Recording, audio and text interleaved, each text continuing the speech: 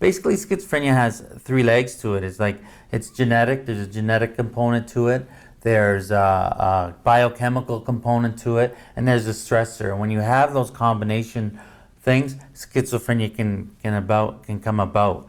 And a lot of people really don't know what schizophrenia is. They think that they hear in the media about split personality or multiple personality, different things. Right. But actually, Schizo is the exactly, phrase yeah. that people use, yeah. But the word schizophrenia actually means a split from reality or psychosis.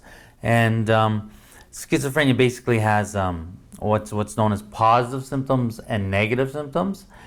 And positive symptoms are basically people think, oh, positive, that's good, or negative symptoms, that's bad. But the way that works is that positive symptoms are basically symptoms that are added to your personality that shouldn't be there. Things like hearing voices or having delusions or hallucinations, illusions, paranoia. Those things are added to our personality that shouldn't be there, so they're called positive symptoms.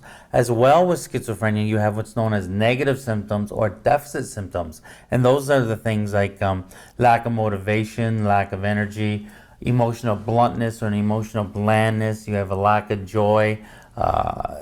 Depression can set in. Those things are negative symptoms, and it's a very devastating illness. So when you were describing that period of time in your life when you kind of just laid on the couch and do anything, that would characterize negative symptoms. Absolutely, exactly, yeah. For example, I mean, a lot of people in the audience here probably seen the movie A Beautiful Mind.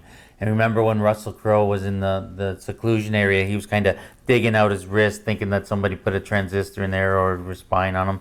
And that was a positive symptom. That was part of his delusion and that. An example of a negative symptom or a deficit symptom in that show was when Russell Crowe's wife handed him the little baby, and he had it in his arms, but he couldn't kind of hug it or coo it or comfort it, and because he had that emotional blandness, that bluntness, and that's a legitimate negative or deficit symptom.